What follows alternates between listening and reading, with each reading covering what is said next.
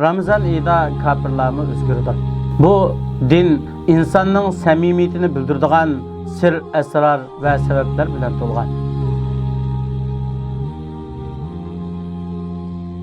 Bismillahirrahmanirrahim. Alhamdulillah ve salatu ve selam ala Rasulillah amma ba'd. Assalamu alaykum ve rahmetullahi ve berekatuhu. Hürmetli ustazlar ve qarindoshlar, Ramazan Özgürüş İyidir namlıq programımızın 19. halqısı Ramazan ayida kafirlarni o'zgardi.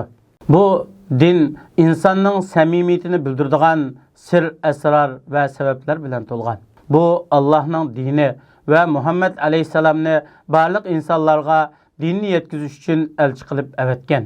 Kafirlar dinni qabul qilmagan bilan uning shuarlari, alomatlaridan ajablanadi, hayron qoladi. Oyatlar va dalil isbotlarga taslim bo'ladi. Bu to'g'rida Alloh subhanahu va taolo Qur'oni Karimda shunday deydi: "Afala yatadabbarunal Qur'ana wa law kana min indi ghayrillahi lawajadu fi ikhtilafan kathira." Ular Qur'on ustida fikr yurgizmamdi. Agar Qur'on mushriklar bilan munofiqlar gumon qilgandek Allohdan g'ayrining tarafidan bo'lgan bo'lsa edi, albatta uningdan nurg'un ziddiyat, ixtiloflarni topgan bo'ladi. Ular inchik tekshirish qildi, ilm-fikr qildi. Shundaqdimi bu din uchun hech bir qusur topolmaydi yoki dinga nisbat berilgan biror xatolikni topolmaydi. Bu to'g'rida Alloh subhanahu va taolo mundaq deydi: "Va raditu lakumul islama dina." İslam dinini sizlarning dininglar bo'lishga men tanladim. Bu Alloh taolaning barliq insonlar uchun rozi bo'lib tanlagan dinidir. Kafirlar Ramazondan ajablanadi. Islom ummatining bir joyga jo'glashganligi, birlikda duo qilganligi, namoz o'qiganligi, tinchlik, salomatlikni jalb qiladigan, dinni mustahkam turadiganligidan ta'sirlanadi. Mushundaq ko'rinishlar kafirlarni o'ziga murojaat qiladigan, mushu dinga qarata aqllari bilan bu dinning haq ekanligini ayriydigan qiladi. Chunki har kunda ularga ibrat, dinning alomatlari, dalil, hujjat, haqiqatlari namoyanda bo'lib turadi.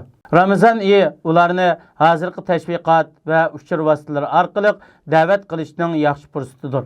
Buning misollaridan birinchi, 1 milliard yoki 1,5 milliard musulmonning dunyoning har qaysi joylarida bu oyda roza, namoz, duo, zikrlar bilan jam bo'lishi. Ikkinchi, ularning orasidagi qarindoshlik, ittifoqlikning obrazi. Uchinchi, ularning Ramazonda ikki haramga jo'g'lishishi, haram maydonlarining bular bilan to'shib ketganlik ko'rinishi, g'arb va sharq dunyosining buningga nazar silishi. To'rtinchi, necha million kishining buningga rozi bo'lib, saodatga cho'mgan har bir iymoniy ko'rinishlarni qamir sanoyi va turli uchur vositalar orqali tarqitish. Beshinchi, musulmonlarning mushundaq aqlni lol qiladigan, diqqat, e'tibor va fikrni jalb qiladigan iymoniy, ruhoniy tuyg'ular bilan ilgirlab ketganligidan ular umidsizlanish tuyg'usida bo'ladi. Oltinchi, nurg'un qitimliq tadqiqot va tekshirish natijasiga ko'ra ro'zining saq kishilar va bemorlarning salomatligiga ta'sir ko'rsatadigan ortiqchiligini ta'kidlaydi. Ramazon kirganga qadar ro'zining qandoq ibodat ekanligini bilmagan kishilar shuning bilan bu oy to'g'risida, buning asli manbai va ro'zining qandoq yo'lga qo'yilganligi va nima uchun yo'lga qo'yilganligi to'g'risida savol so'rash orqali oxirida islom dinining haqiqatini bilishga ilib boradi. Bu to'g'rida Alloh subhanahu va taolo Qur'oni Karimda shunday deydi: "Sanurihim ayatina fil afaqi va fi anfusihim hatta yatabayyana lahum annahu al-haqq.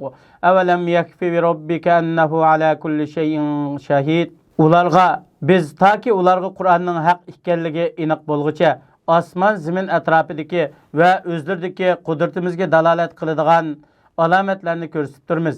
Parvardigoringning hamma narsani ko'rib turadiganligi sening rostligingning dalili bo'lishga ularga kifoya emasmi?